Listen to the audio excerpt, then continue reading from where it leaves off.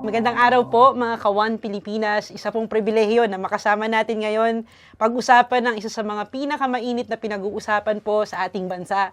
Isa po siyang amigo at talagang malapit na kaibigan, and it's a privilege to have him para malaman natin ng kanyang mga perspektibo sa nangyayari sa ating mga politika at magkaroon to ng pandaigdigang perspektibo. Kasi dahil mahalaga po sa atin na makita na ang nangyayari pong politika sa ating bansa ay nakakaapekto rin po sa mga relations po natin sa ibang bansa na maaaring makaapekto sa ating ekonomiya. So hindi ko na po papatagalin, si Sean Alhas.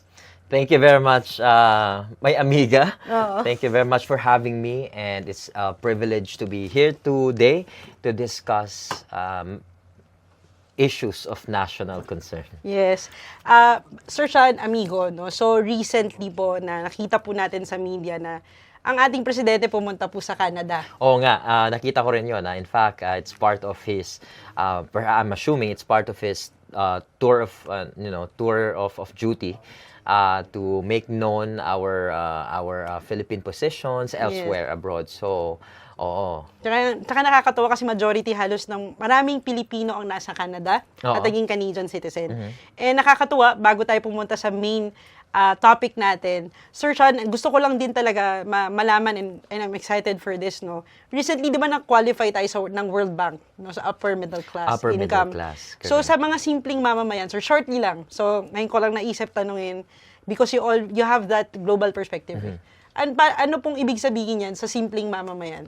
To make it simpler, amiga, Omni, na-qualify tayo ng World Bank as upper middle class kasi ang ating gross national income, meaning kapag tinignan ang kabuuang income ng Pilipinas, qualified na siya doon. So meaning marami ng mataas yung income kasi nga it's the gross income ng Pilipinas. However, we have to also ask na ang batayan nito ay ang kabuuan at not necessarily ang nararamdaman ng bawat mamamayan sa atin. So kung tatanungin mo yung simpleng mamamayan na nagtitinda, yung vendor for instance, baka hindi niya masyadong maramdaman na isa na siyang upper middle class, middle income earner. Kasi nga, ang basihan ng World Bank ay ang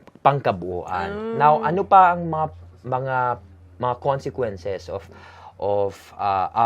ang Pilipinas becoming an upper middle income country. Now, posibleng yung pag naglo-loan tayo kumbaga sa World Bank, mas malaki na yung pwede nating utangin sa kanila.